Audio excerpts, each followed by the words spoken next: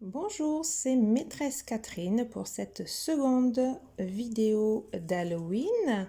Je vais vous lire l'histoire 3 sorcières. Il était une fois 3 sœurs qui ne riaient jamais. L'une s'appelait Scoliose ou Scolie parce qu'elle était un peu tordue. La deuxième s'appelait Squelette ou Scully parce qu'elle était aussi raide, petite et laide que le cadavre desséché d'une souris embaumée par les Égyptiens depuis 40 siècles. Et la troisième, Scorie ou Scorie, parce qu'elle trouvait ce nom affreux tout à fait à son goût. Comme elles s'ennuyaient, elles décidèrent de fonder une association qui s'appelèrent les 3 S. S comme Scully, Scully et Scorie, bien sûr. S comme sœur, mais surtout S comme sortilège. Stringsheen, séquestration.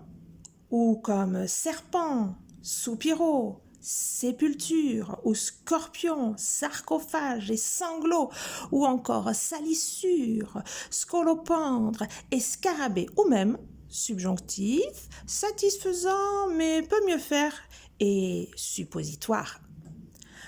Personne ne voulait jamais les voir. Tout le monde en avait peur. Le maire avait même décidé que le bus scolaire ne devait pas s'arrêter à proximité de leur maison. Ce qui n'était pas très malin, car les enfants du voisinage étaient obligés de marcher un bon moment à découvert pour rentrer chez eux. D'ailleurs, ils ne marchaient pas, ils couraient. Un après-midi, alors qu'elles observaient les enfants du haut de leur colline, les 3 sœurs en remarquèrent 2 qui ne couraient pas. « Ces 2-là sont horriblement mignons, non ?» chuchota Scolie en faisant une grimace.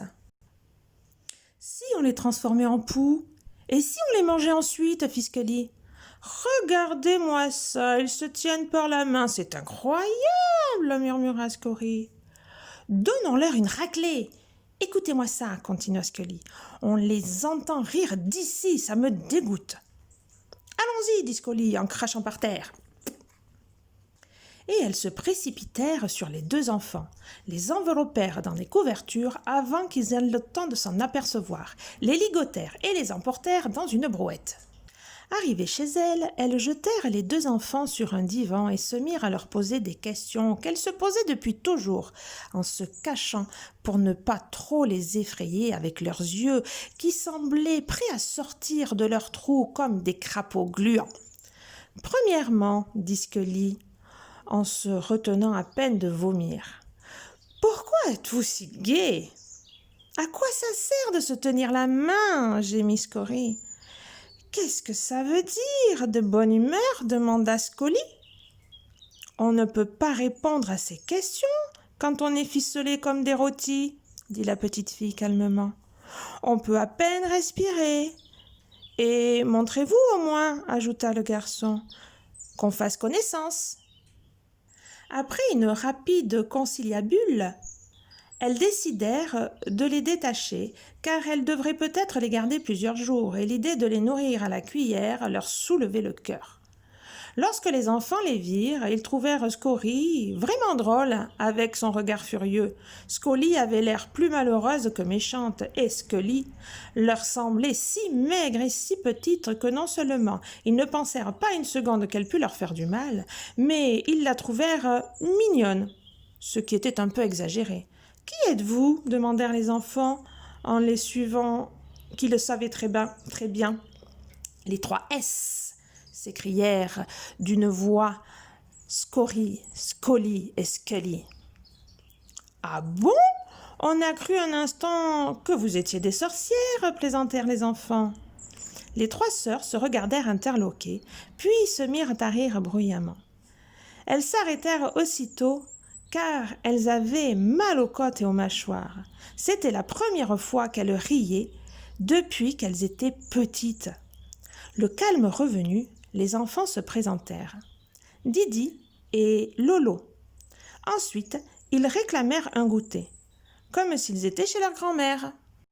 Elles acceptèrent, impatientes de connaître les réponses aux questions qu'elles se posaient depuis toujours. Elles se rendirent à la cuisine. « Je vous ai vu rire, dit Scully. Vous avez dû attraper la rigolade. Je crois que c'est contagieux. Toi aussi tu as ri, dirent les deux autres. C'est bien ce que je me disais, c'est contagieux, dit Scully. Comme elles n'en avaient jamais préparé de toute leur vie, le goûter fut un peu bizarre.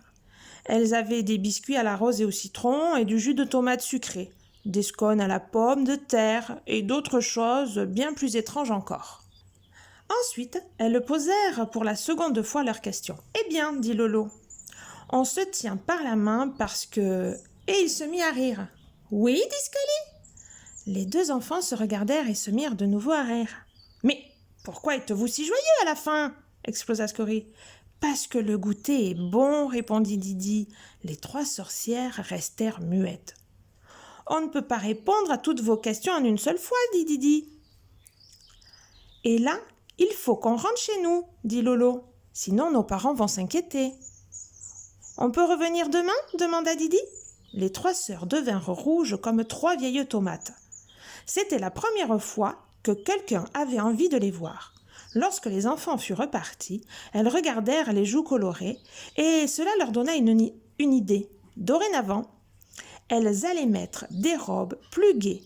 Ainsi, les enfants n'auraient plus peur d'elles et elles pourraient les attirer très facilement. Elles se rendirent immédiatement en ville pour acheter les habits de toutes les couleurs. Sur le chemin du retour, Scully vit Scori et Scully se tenir par la main. « Qu'est-ce que vous faites » s'écria-t-elle. « Vous êtes folle !»« Oui, répondit Scori, on est folle. »« Comme toi !» hurla Scully. « Espèce de vieux cornet de glace !»« Cornet de glace toi-même, vieux sapin de Noël !» dit Scully. Et toutes les trois éclatèrent de rire, mais cette fois en 1000 morceaux. Ce qui arrive, malheureusement, quand on ne rit pas assez souvent. Et comme c'étaient de vraies sorcières, les morceaux se recollèrent, mais pas exactement comme avant. Leurs bouches se mirent à l'envers, et elles riaient tout le temps.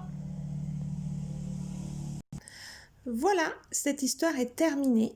Je vais essayer de vous trouver et de vous faire une petite explication pour les enfants, pour vous expliquer d'où vient Halloween, pourquoi c'est arrivé en France, parce que ce n'est pas une fête que l'on a l'habitude de fêter chez nous, mais je vais essayer de vous faire comprendre ce que c'est.